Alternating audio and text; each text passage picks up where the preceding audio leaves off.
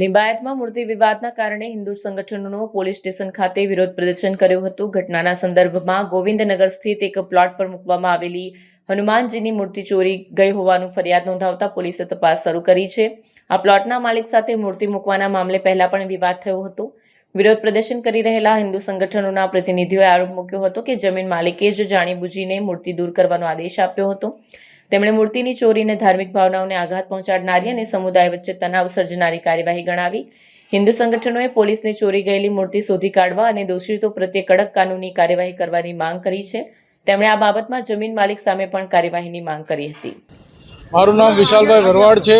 હું સુરત બજરંગ સેના ઉપાધ્યક્ષ છું અને ઘટના ગોવિંદનગર લિંબાયત વિસ્તારમાં બની છે, જે જગન્નાથ બાલાજીનું મંદિર છે.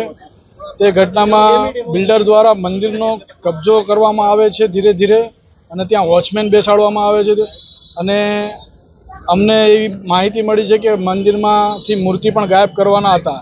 તો અમે 4 દિવસ પહેલાં પીઆઈ સાહેબને રજૂઆત કરી હતી કે અમારી મૂર્તિનું સાહેબ ધ્યાન રાખજો, મૂર્તિ ગાયબ થવાની અમને વાત મળી. સાહેબે કીધું તમે બેઝિજક રહો, કંઈ નહીં થાય. પણ અમને કાલે પરમ દિવસે જાણવા મળ્યું કે મૂર્તિ રાતોરાત ત્યાંથી ચોરી થઈ ગઈ છે.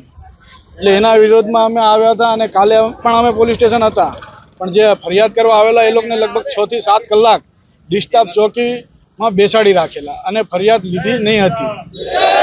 તો હવે આજે અમે બજરંગ સેના દ્વારા અને બીજા હિન્દુ સંગઠનો દ્વારા અહીંયા લિંબાયત પોલીસ સ્ટેશનમાં વિરોધ પ્રદર્શન કરીએ છીએ કે અમારી એફઆઈઆર ફાટવી જોઈએ.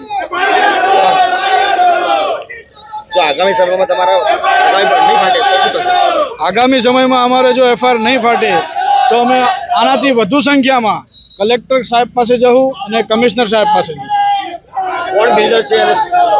બિલ્ડરનું નામ છે વિષ્ણુભાઈ દોરીવાલા કરીને છે, જેણે 30-35 વર્ષ પહેલા સોસાયટી પાડીને વેચી દીધી હતી અને હવે જગ્યા સીઓપીમાં હતી અને એમાં પારસી સમાજ દ્વારા એ જગ્યામાં 500 વાર જગ્યા મંદિરના ટ્રસ્ટને આપેલી હતી અને જે બીજી 200 વાર જગ્યા છે એ મંડળી દ્વારા વેચાતી ખરીદેલી હતી.